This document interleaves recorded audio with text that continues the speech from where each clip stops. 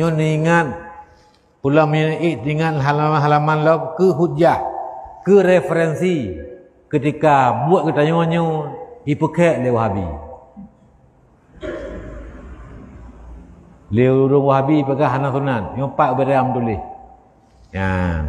Oh maksudnya nyopak yang bilang kitabnya yang kata abau ulama buka. Nya abau ulama beda bertih apakah je. Meek dan negara. Pertanyaan. Adakah talqin datang pada hadis disuruh talqin mayit? Nah dalam hadis yang geyu talqin mayit tenaru meninggal kerana taduk bak kubur tak baca talqin.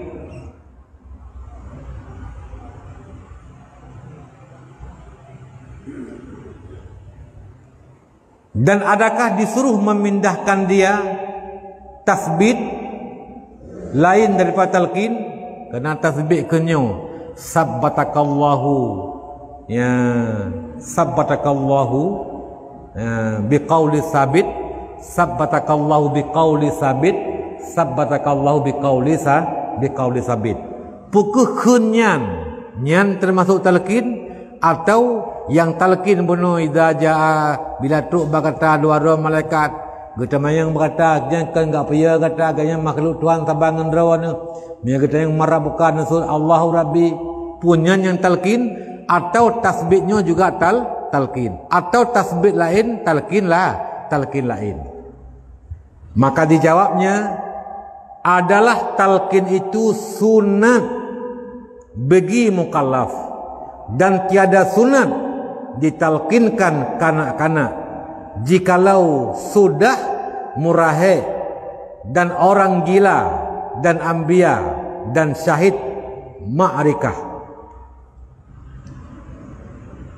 Pertanyaan, adakah sunat ditalqinkan mayit? Adakah datang daripada hadis Nabi?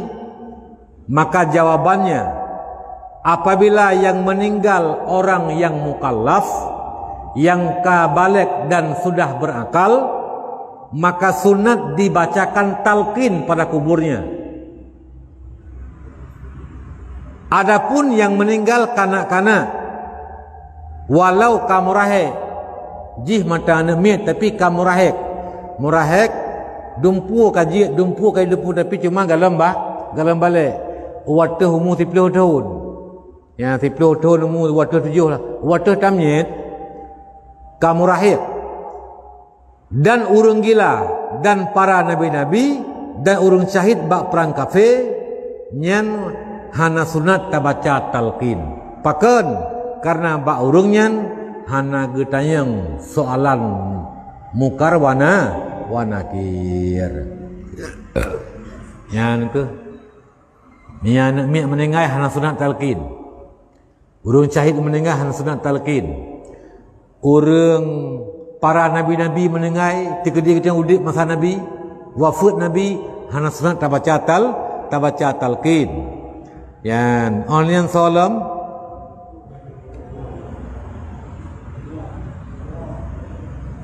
urung mati bak perang kafir, urung pungo anak mir nyuhan sunat talqin. Meninggal urung kabaligh kaberakal sunat baca talqin. Nyo ingat pula dengan halaman-halaman lo ke hujah, ke referensi ketika buat ketanya nyo ipekek le Wahabi. Le urung Wahabi pegah hana sunan, nyopak beram tulis. Ya. Oh maksudnya nyopak yang bilang kitabnya yang kata abau ulama buka. Nya abau ulama beda bertih apakah je. Meek dan negara.